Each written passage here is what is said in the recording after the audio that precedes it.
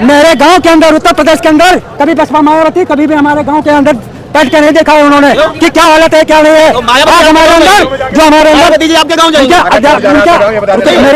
मेरी बात सुनो, अरे सुनो मेरी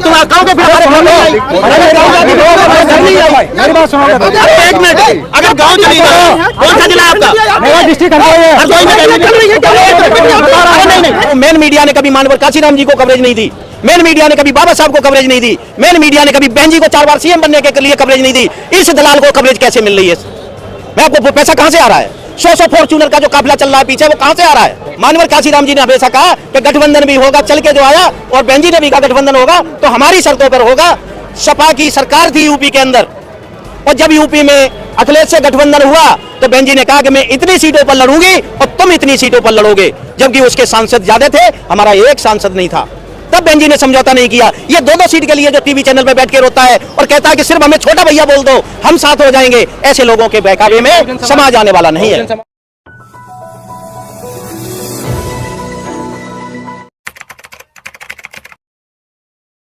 2024 की बात तो आपको अभी दिसंबर में पता लग जाएगी कि क्या होने वाला है।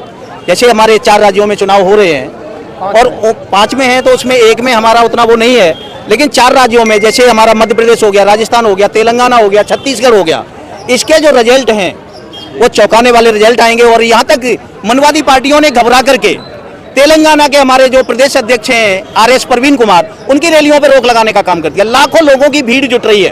और तेलंगाना में मैं मानता हूँ कि जिस दिन रिजल्ट आएगा उस दिन बहुजन समाज पार्टी की सरकार बनने जा रही है। मध्य प्रदेश में बहुजन समाज पार्टी के बगैर किसी की सरकार नहीं बनेगी। राजस्थान में हमारी कम से कम 70 सीटें हम जीतने जा रहे हैं, जैसा कि मीडिया ने बताया और हम धरातल पे भी देख रहे हैं। जिस तरह का हमारे राष्ट्रीय कोऑर्डिनेटर आकाश आनंद जी ने वहाँ काम किया है और जिस तरह से पब्लिक उनको देखने और सुनने आ रही है और जनसभाएं देख रहे हैं हम, लाखों की जनसभाएं हो रही हैं, तो 70 सीट के करीब राजस्थान में।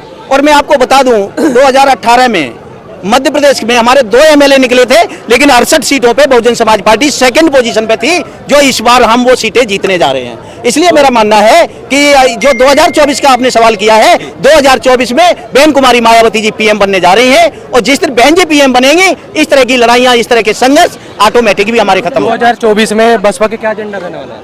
देखिए, हमारा एजेंडा जो संविधान के दायरे में रह के, हमारी बहन जी कभी घोषणा पत्र और एजेंडा जारी नहीं करती हैं और मैं ऑथराइज नहीं हूँ एजेंडे को लेकर के।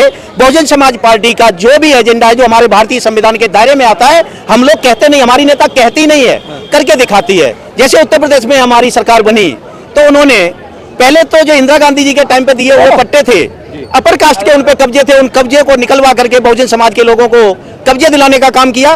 उसके बाद जो सरकारी जमीन बची थी, आंकड़े निकलवाए कि किस तहसील में कितनी जमीन बची हुई है, उसको बराबर करके सरकारी पट्टे देने का काम किया। बहन जी ने सबसे पहले, एक्सप्रेसवे की जिक्र होती है, सबसे पहला एक्सप्रेसवे किसी ने बनाने का काम किया उत्तर प्रदेश के अंदर तो बहन कुमारी मायावती जी ने किया है। और इस देश की मैं बात करूं, इस देश में इकलौती CM है जिन्होंने फार्मूला नंबर 1 बनाने का ग्रेटर नोएडा में काम किया। और शिक्षा के क्षेत्र में देखा जाए तो बहन जी जितना शिक्षा के क्षेत्र में आज तक किसी CM ने काम नहीं किया है।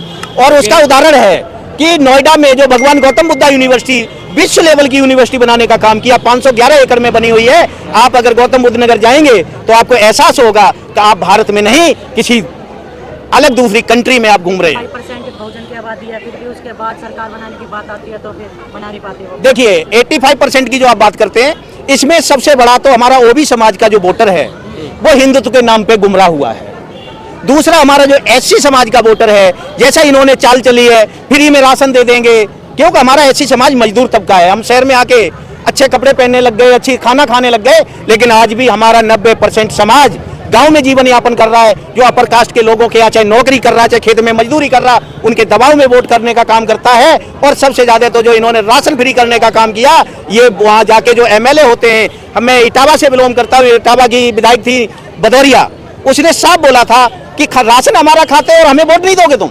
तो मैं बता देना चाहता हूं अपने समाज की जनता को कि कोई भी पार्टी राशन अपने घर से देने का काम नहीं करती। हमारे लोग जो टैक्स देते हैं उससे सरकार चलती है, उससे राशन आता है। तुम राशन दे करके हमें फ्री बताने का काम करते हो, ये तुम्हारी नालायकी है। और हमारा समाज 10 साल के BJP के शासनकाल में पूरी तरह से तंग आ चुका है।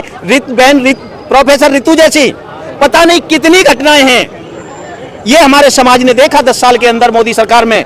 और उन्होंने कसम खाई है कि हम अब की बार बहन कुमारी मायावती जी को एक एक वोट अपना और अपने समाज का करवा करके, चाहे वो ओबीसी समाज हो, एससी समाज हो, एसटी समाज हो या माइनॉरिटी हो, सभी लोगों ने कमर कस ली है। 2014 में अगर कोई इस देश की प्रधानमंत्री बनेगी तो बहन कुमारी मायावती जी बनेगी। बहुजन समाज जो है वो आरोप लगा रहा बहन जी पर कि सड़कों पर नहीं उतर रही है, समाज का पैसा खा लिया। देखिए, जो लोग आरोप लगा रहे हैं, मैं उससे उनसे एक सवाल है मेरा कि बहन जी तब रोड पे उतरी थी जब इस देश में रोड भी नहीं थे।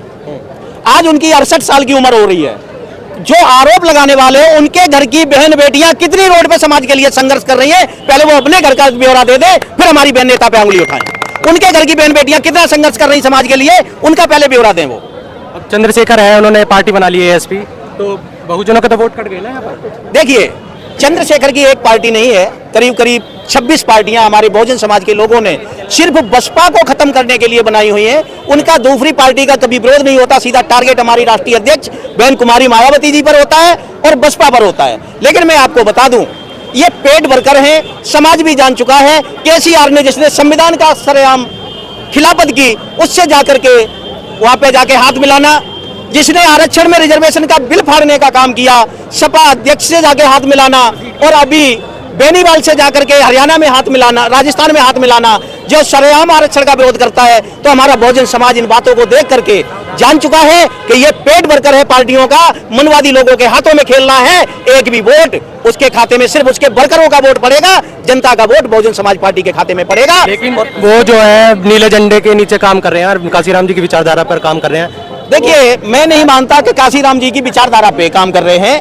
मैं आपको क्लियर कर दूं, एक प्रूफ ऐसा दिखा दो कि काशीराम जी गठबंधन के लिए किसी नेता के पास गए हों। एक प्रूफ दे दो जो काशीराम जी चल के किसी नेता के पास गठबंधन करने के लिए गए हो। लेकिन जिसका आप नाम ले रहे हो वो खुद चल के जाता है, कभी वो क्या नाम है कर्नाटक जाता है, कभी वो क्या नाम है यूपी जाता है, कभी वो तेलंगाना जाता है केसीआर से मिलने, कभी हनुमंत बेनीवाल से मिलने जाता है। तो वो कहता मैं 2 ही सीट दे दो बस। मानवर काशीराम जी ने हमेशा कहा कि गठबंधन भी होगा, चल के जो आया, और बहन जी ने भी कहा गठबंधन होगा तो हमारी शर्तों पर होगा।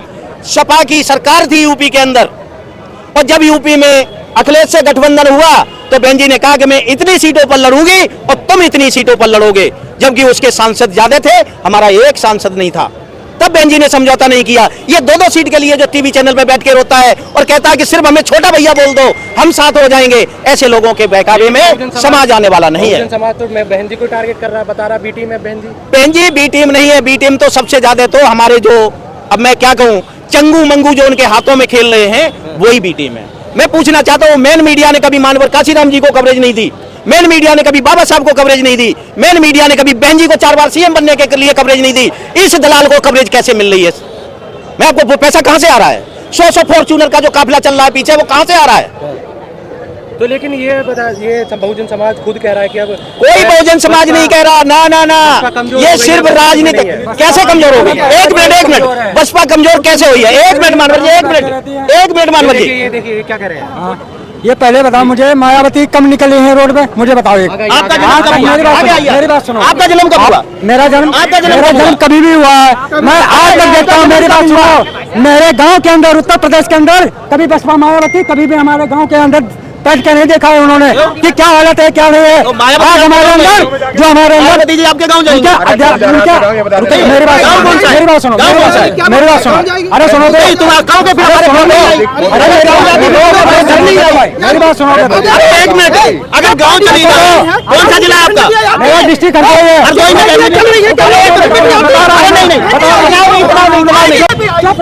तुम अपना काम करो, ये ऐसे बहुत आएंगे। अच्छा, मैं आप लोगों को पूछना चाहता हूँ, एक मिनट, अरे मानवर यहाँ मुद्दा यादव जी, यहाँ मुद्दा कुछ भी नहीं है, मुद्दा कुछ भी नहीं है, कोई झगड़ा नहीं है यहाँ। चलो सर, आप के समर्थन में सब लोग आए हुए हैं। अरे भाई आप निश्चिंत रहें, कोई मुद्दा नहीं है।